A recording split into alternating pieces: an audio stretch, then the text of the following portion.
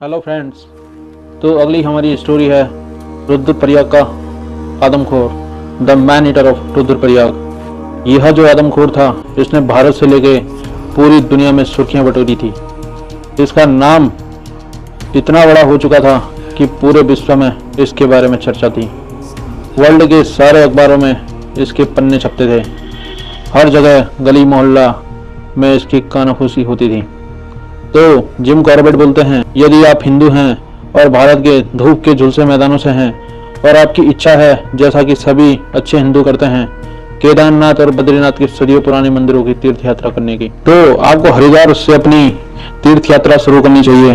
और तीर्थ यात्रा के सही प्रदर्शन के लिए, आपके दिए गए पुण्यों का पूरा माप हासिल करने के लिए आपको हरिद्वार से केदारनाथ और फिर बद्रीनाथ तक पहाड़ी रास्ते से हर कदम पैदल चलना चाहिए, नंगे पैर।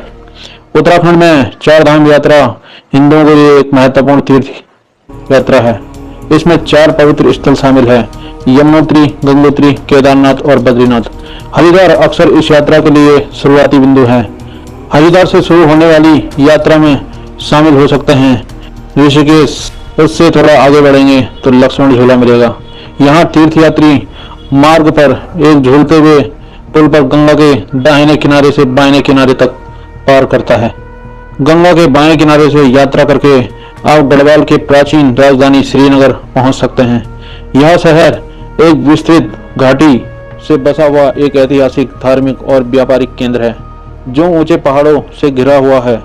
श्रीनगर से आपको चटी घाट तक एक कठिन चढ़ाई का सामना करना पड़ता है। रास्ते में गंगा घाटी के शानदार दृश्य और केदारनाथ के ऊपर की साक्षात बर्फ दिखाई देती है।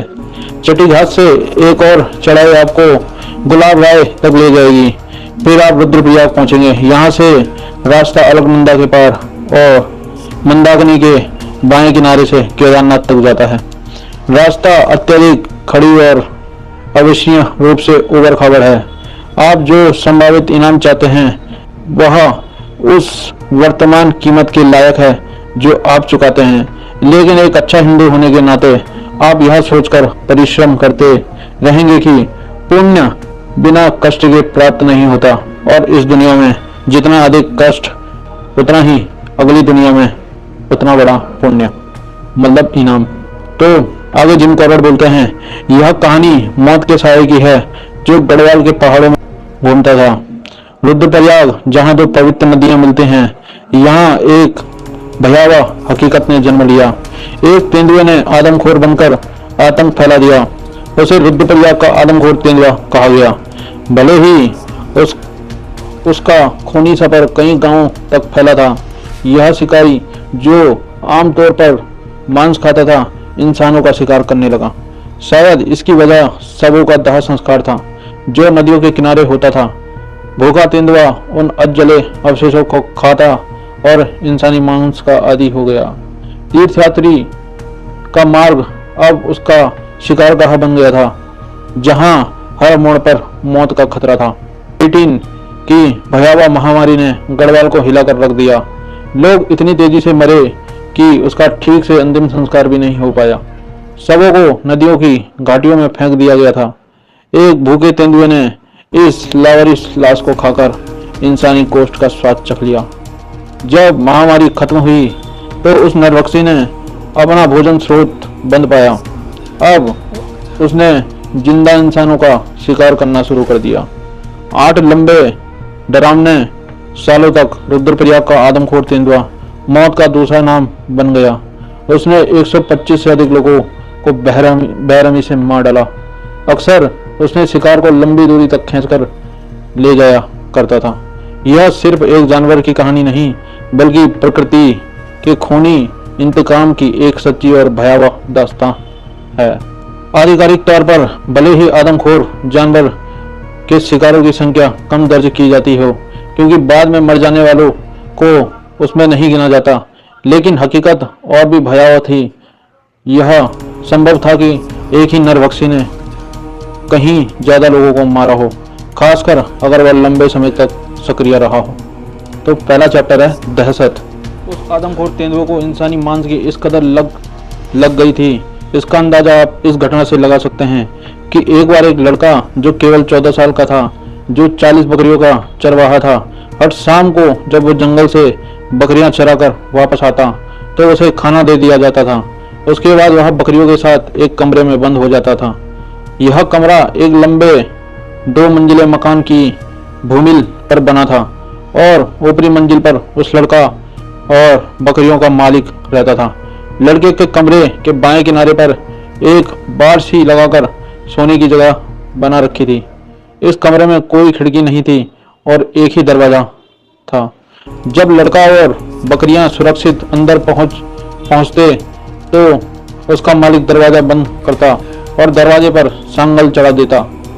सांगल की खुट्टी में लकड़ी भी घुसा देता ताकि सांगल अपनी जगह से हिल न सके। लड़का अपनी सुरक्षा के लिए अंदर से एक पत्थर भी लगा लेता था। एक शाम को उस आदमखोर तेंदुए ने उस लड़के और बकरियों को कमरे में अंदर जाते हुए देख लिया और मानो उस आदमखोर ने अपना शिकार चुन लिया था। हर रोज की तरह मालिक ने दरवाजे पर सांगल लगाई और वह लड़का खाना खाकर सो गया। रात गहरा गई और तेंदुआ उस दरवाजे को तोड़ने के उद्देश्य से अपने पंजों से जोरदार वार करता रहा। अपने पंजों के वार से दरवाजा तो नहीं टूटा, लेकिन सांगल अपनी खूंटी से हट गई। दरवाजा खुल गया। उस कमरे के अंदर 40 बकरियों का जमघट और उस कमरे के कोने में सोता हुआ लड़का। या तो तेंदुआ बकरियों की पीठ के ऊपर से कूदता हुआ गया होगा या फिर उसके पेट के तले के नीचे से रेंगता हुआ। सोते हुए उस लड़के को उस आदमखोर ने मार के उसी कमरे के दूसरे कोने में बैठ के खाया था। जब वो तेंदुआ उस दरवाजे को उखाड़ने के लिए उस पर पंजे मार रहा था, तब बकरियों के शोर की वजह से वो लड़का सुन नहीं पाया और सोता रह गया। सुबह होते ही मालिक को अपने नौकर का आधा खाया हुआ सब कमरे के दूसरे कोने पर मिला और आश्चर्य की बात यह थी कि 40 बकरियों में से किसी बकरी के शरीर पर ना तो कोई घाव का निशान था, ना कटे फटे पंजे का। दिन के उजाले में तो उस इलाके में जनजीवन सामान्य रूप से चलता दिखाई देता था, लेकिन माल खरीदने और बेचने बाजारों में जाते ही महिलाएं अपने मवेशियों के लिए घास काटने के लिए पहाड़ी ढलान पर जाती थी और यात्री टोलियां बनकर श्री बद्रीनाथ और श्री केदारनाथ धाम मंदिरों की तीर्थ यात्रा पर आते थे। लेकिन जैसे ही सूरज धरती की पश्चिम छोर पर पहुंचता और रात की काली छाया बढ़ने लगती, उस इलाके के लोग का व्यवहार एकदम से बदल जाता। लोग जल्दी अपने घर वापस लौटते। घास के बड़े पहाड़ियों से जब औरतें घास के बड़े बोझ तले दबी घास लाती और स्थानीय व्यक्ति को कोई थका मथा यात्री रास्ते में मिलता तो वह यात्री से कहता कि तेजी से चलो ताकि अंधेरा होने से पहले किसी सुरक्षित जगह तक पहुंच सको। रात होती तो एक अजीब सा दहशत भरा सन्नाटा पूरे इलाके में पसर जाता। कहीं कोई हलचल नहीं, कहीं से कोई आवाज नहीं।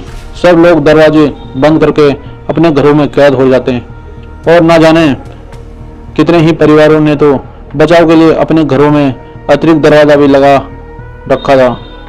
फिर वह चाहे मकान के अंदर हो या छप्पर में, हर तरह से चुप्पी सी रहती थी, क्योंकि आवाज सुनकर वो दुर्दांत आदमखोर ना आ जाए।